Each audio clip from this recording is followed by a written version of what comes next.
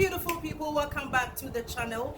It's your girl Dorothy back again with another informative, educative, wonderful, amazing video. Okay, so today, if you can see from my dressing, I look all beautiful because I'm here to inform you guys about how to go about your Ghanaian civil wedding, the processes that you have to go through. So let's just get straight into it. So first and foremost, you need to be of consent age, that is 18 years and above. Once you have cut that, then you're good to go. Just look for any AMA office or district, you know, where you live, closer to where you live, and just go in there, get your form, ask of civil wedding. Mostly it's all the same really, so just ask of marriage form. It's advisable to go with your partner because both of you are going to fill the form together. So just get the form, fill the form, but make sure that you have an identification card. It could be Ghana card, voters card, whatever card that is chosen. So please get your form together with your partner and fill the form. Okay, so normally you're supposed to have 250 Ghana cedis with you, and that's the amount for the form. And right after filling the form, you'll be given 21 days period. I'm sure you're wondering, why 21 days? Now, normally if you go to the Registry General Office or AMA office to register for your marriage, they will post your name, on, they have this board where they post, couple's name, hoping that in the next 21 days, someone wouldn't come out and say, you know what, I'm pregnant for you, the man is married already, I have a child with a lady, all these, relationship, issues. That's the reason why they give you 21 days, so that, they go through their own personal, dealings or whatever. And then if anybody also has any information why both of you shouldn't get married, then they have to do so in the next 21 days. So after filling the forms, you have 21 days period to get married. So after the 21 days period, you go back with your partner to the Registry General like you did earlier, and you go and sign. That's when they will present you with your certificate and all of that.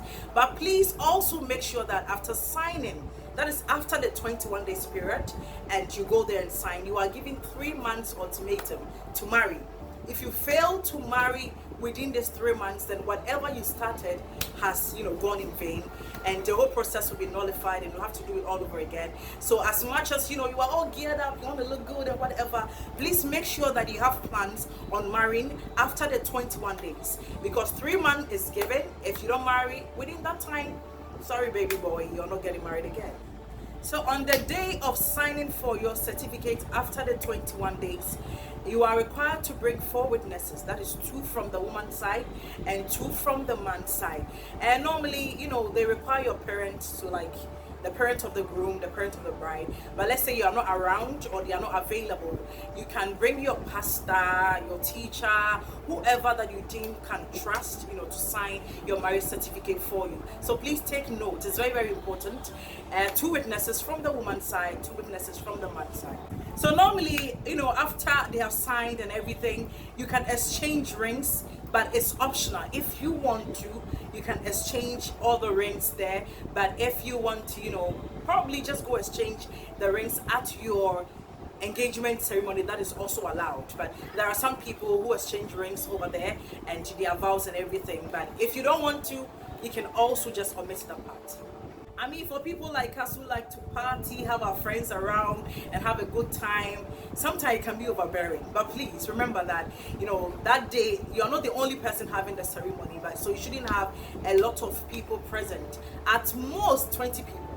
If you're a people person, I know that we all have friends, but please make sure the number doesn't exceed 20 people. Just few people to witness, it's okay. Later on, you can have your own party and drinks with your friends, but on that particular day, make sure the numbers doesn't exceed 20 people. Or photography, normally they have photographers around that takes pictures of the whole ceremony if you want to, but it can also provide you a photographer. Come around with somebody that you feel like you can trust with, editing your pictures to look a certain way. But if you don't have some, they also have a photographer out there. So basically, I hope that I've been of help to you. And if you're planning on, getting married civil like I do right now, then you are the right place. Thank you so much for always coming back to the channel.